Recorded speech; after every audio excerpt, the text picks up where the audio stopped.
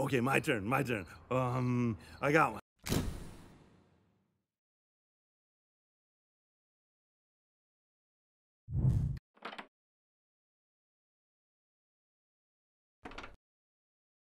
Clickbait. You're coming with us, kid. She's getting away. 디즈니랜드의 혼잡 속에서 바넬로피는 한 아바타와 부딪힙니다. 하얀 코스염과 반투명 안경, 그리고 언뜻 비치는 마블 간판. 이 아바타는 스탠리입니다. 주먹왕 랄프2에 나오는 많은 캐릭터처럼 스탠리의 아바타는 저거 스탠리 아냐? 같은 유의를 만듭니다. 그런데 스탠리의 아바타는 유의로만 퉁 쳐지지 않는 여백을 낳습니다. 고백컨대 저는 스탠리 아바타가 등장하는 잠깐을 영상이라기보다는 활동사진에 가까운 숏에서 멈칫했습니다. 아니, 오히려 이렇게 말하는 게 정확하겠습니다. 스탠리 아바타가 저를 멈춰 세웠습니다. 반복하자면 스탠리는 아바타로 나옵니다. 바넬로피, 랄프와 같은 캐릭터와 달리 아바타는 유사성을 목적한 모사 대상이 실제합니다. 당연한 말을 다시 하자면 아바타의 존재는 누군가 존재했음을 전제합니다. 주먹왕 랄프2는 여러 장면을 통해 이 사실을 적시합니다. 아바타의 행동과 DJ 시슨의 현실 인물의 교차 편집은 아바타와 아바타의 배면에 연결된 보이지 않는 탯줄을 보여줍니다. 그런데 이들 아바타의 본체는 영화 세계 안에 존재한다는 점에서 캐릭터의 모사, 다시 말하자면 실제하지 않는 대상의 모사입니다. 그런 의미에서 스탠리 아바타는 주먹왕 랄프2의 유일한 실제의 모방입니다. 그리고 이 단순한 사실은 스탠리가 작년 11월 죽었다는 역사와 결부되며 오묘한 정념을 낳습니다. 그의 아바타는 실제의 존재를 명정하게 드러내지만 실제는 이제 존재하지 않습니다. 그가 존재했음과 그가 지금은 존재하지 않음의 지각이 동시에 다가옵니다. 이러한 이미지의 시차가 주는 강렬함은 롤랑 바르트가 카메라 루시다의 2부에서 제기한 풍크툼의 개념을 상기시킵니다. 바르트는 풍크툼의 찔러옴이 이미지 전체를 감싸 안는 환유적 관계를 구축한다고 일렀습니다. 같은 맥락에서 저는 주먹왕 랄프2에서 스탠리 아바타가 예시하는 박제된 시차와 그것을 일으키는 단절로서의 죽음을 봅니다. 주먹왕 랄프2에는 자꾸만 죽음이 감돕니다. 인터넷 네트워크를 산책하는 살아있는 스탠리 아바타처럼 주먹왕 랄프2에는 유령이 맴돕니다.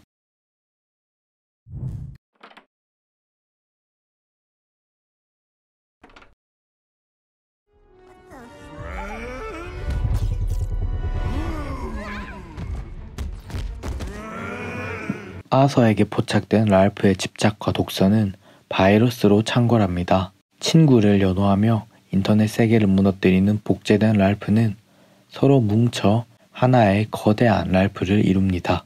흥미를 끄는 것은 거대 랄프의 형상입니다. 그간 디즈니 악당이 회수할 수 있는 이미지 수위에서 형상화되어 왔음을 고려한다면 분명한 건 주먹왕 랄프2의 거대 랄프는 과도합니다.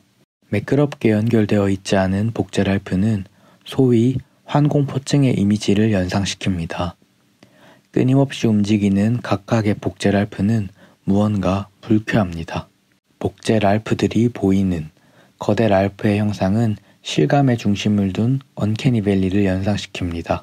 디지털의 시대, 실감은 픽셀의 밀도에 도달합니다. 랄프가 실감 나는 것은 또는 기술적 집약 영화에서 실감을 느끼는 것은 그들이 현상한 대상이 고밀도이기 때문입니다. 이야기를 조금 우회해 봅시다. 게임 괴담은 대개 이질적인 캐릭터 또는 배경, 즉 이미지에 살이 붙으며 형성됩니다. 제작 과정에서 회수하지 못한 잔여 데이터로 밝혀지는 이 이미지들은 언제나 저화질입니다. 그런데 이 미달하는 화질이 괴담을 낳는다는 사실은 의미심장합니다. 실감을 기준으로 할 때 화질의 미달은 불쾌함을 낳습니다. 이러한 맥락에서 저밀도, 다시 말하자면 저화질의 이미지는 친숙하고 매끄러운 고화질이 없는 채 해버린 픽셀을 가시화한다는 점에서 두렵고 낯섭니다. 스토리에서 로베트 맥기는 코미디에서는 등장인물들이 아무리 이리저리 시달리고 삶의 고통 때문에 비명을 지르고 몸부림을 치더라도 그들이 전혀 상하지 않으리라는 점을 관객들이 느낄 수 있도록 해줘야 한다.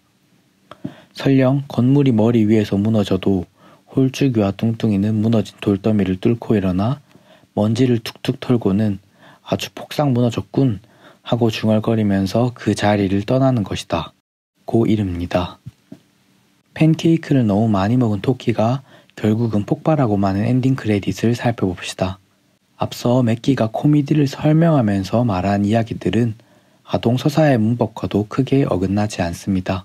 그렇다면 토끼의 몸체가 터지는 소리와 아기가 지르는 비명의 연쇄는 문법적으로 과도합니다. 추측이 허용된다면 저는 엔딩 크레딧 제작자가 토끼의 시체 이미지를 보여주고 싶었으리라 생각합니다. 매끄럽게 다듬어져 온 표면이 과잉될 때 보이는 불편한 진실. 주지하듯 두려운 낯설음은 미학적으로 죽음과 연결되어 왔습니다. 존재하지 않는 듯 잠재된 것의 어떤 극점. 그런데 이 죽음의 감각은 과연 비의도적인 걸까요? 그러니까 스탠리 아바타가 주는 쿵쿠툼을 작화 의도가 배제된 엄밀한 의미의 쿵쿠툼이라 할 수 있을까요? 그러기에는 죽음은 영화와 너무 가깝습니다.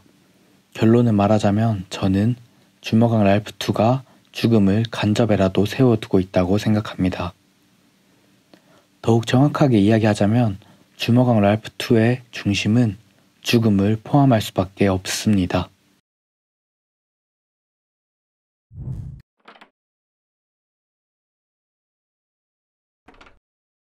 바넬로피는 결국 랄프의 품으로 돌아가지 않습니다.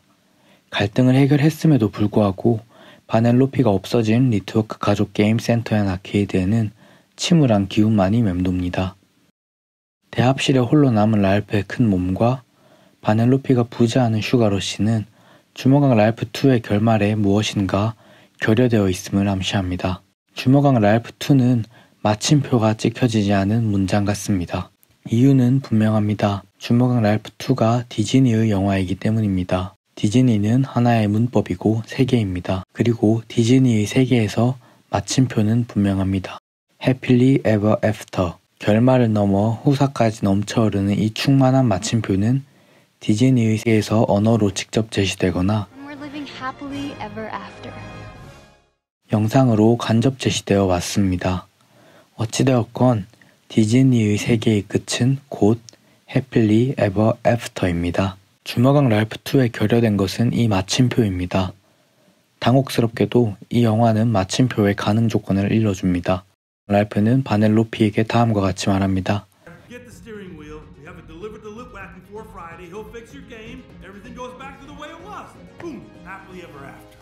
그런데 주먹왕 랄프2에서 바넬로피는 돌아오지 않습니다.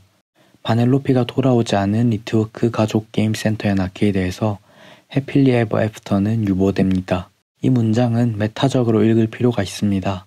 디즈니의 세계에서 해필리 에버 애프터는 가족의 귀환 또는 가족의 탄생의 원치입니다. 다시 말하자면 디즈니의 진짜 마침표는 가족으로의 돌아감입니다.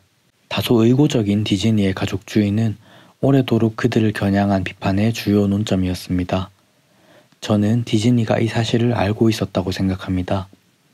디즈니는 가족주의적이라는 비판보다 가족이라는 가치에 천착한 것뿐입니다.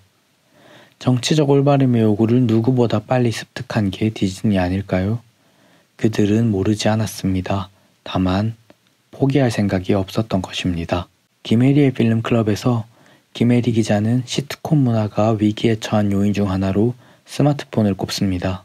그런데 이는 시트콤의 위기이기 전에 가족의 모임을 저해한다는 점에서 가족의 위기입니다. 이러한 맥락에서 주먹왕 랄프2가 SNS를 끊임없이 형상화한다는 점은 주의를 요합니다.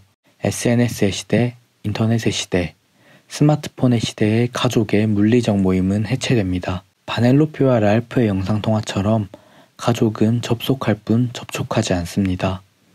주먹왕 랄프2는 스마트폰의 시대에 도래한 디즈니의 재개발입니다. 그러나 재개발은 붕괴를 필요로 합니다. 주먹왕 랄프2를 떠도는 유령과 언캐니 이미지, 죽죽음의 분위기는 가족 붕괴 전야에 산포된 디즈니의 우울입니다. 이 영화에 산포된 게 죽음의 이미지라면 그때 죽고 있는 것은 디즈니 그 자체입니다.